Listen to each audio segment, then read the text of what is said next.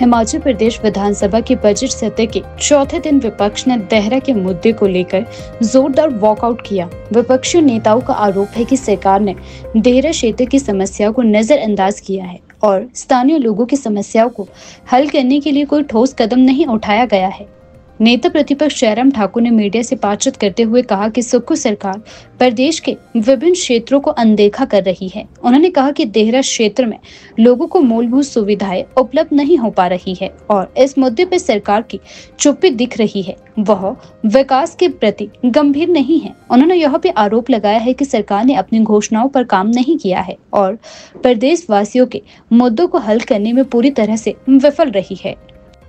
Walkout के बाद धर्मशाला के विधायक सुधीर शर्मा ने मीडिया से रूबरू होते हुए कहा कि सरकार के खिलाफ विपक्ष का यह विरोध जरूरी था क्योंकि वह हमेशा अपनी घोषणाओं को भुला देते हैं। उन्होंने आरोप लगाया है कि मुख्यमंत्री और उनके मंत्री केवल बयानबाजी करते आ रहे हैं, लेकिन देहरा क्षेत्र और अन्य प्रभावित क्षेत्रों के लिए कोई ठोस नीति नहीं बनाई गई।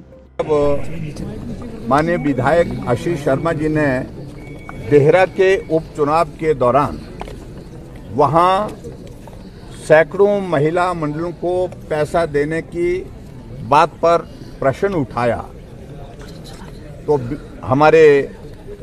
उप मुख्यमंत्री महोदय जी ने पहले तो जवाब ये दिया कि सूचना एकत्रित की जा रही है। तो आशीष शर्मा जी ने खड़े होकर के कहा कि मेरे पास सूचना है थोड़ी,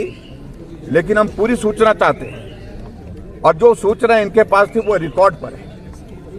इन्होंने जानकारी दी बहुत सारे महिला मंडल को 50,000 1 लाख रुपए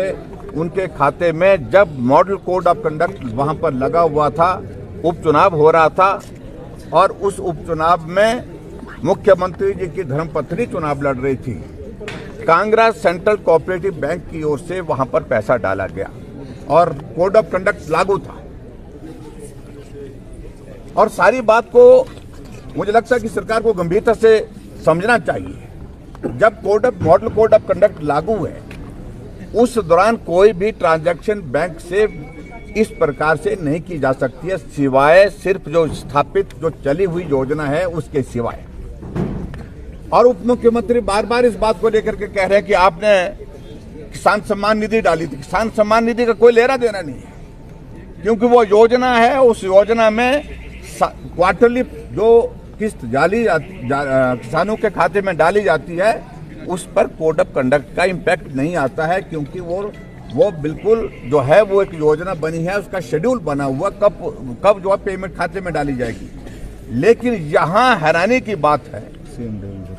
सेम डे जिस दिन चुनाव हो रहा उस दिन भी पैसे डाले गए हैं महिला मंडल के खाते में। जानकारी मिली हमको कि महिला मंडल ने आग्रह भी नहीं किया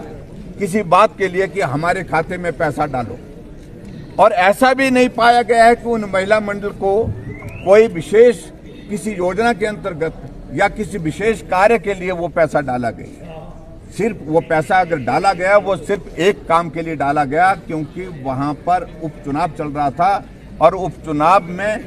कांग्रेस पार्टी के कैंडिडेट को इसका फायदा हो सके, उस दृष्टि से वो पैसा डाला गया। देखिए, आज माननीय विधायक आशीष शर्मा जी ने प्रश्न किया था कि जब आचार संहिता थी और देहरा का उपचुनाव हो रहा था, तो कांगड़ा कोऑपरेटिव बैंक की जो मुख्य ब्रांच है, जो हेड ऑफिस है धर्मशाला में, वहाँ से बैंक के खाते से महिला मंडलों को पैसा डाला गया। वोटिंग से 5-6 दिन पहले डलना शुरू हुआ, वोटिंग वाले दिन भी डला। तो उसका जो जवाब आया कि सूचना एकत्रित की जा रही है, तो सूचना आजकल डिजिटल युग में ये तो एक घंटे का काम भी नहीं है, लेकिन सूचना जो इनके पास थी वो इन्होंने सभा पटल पर रखी। तो उसको जिस तरह से सूचना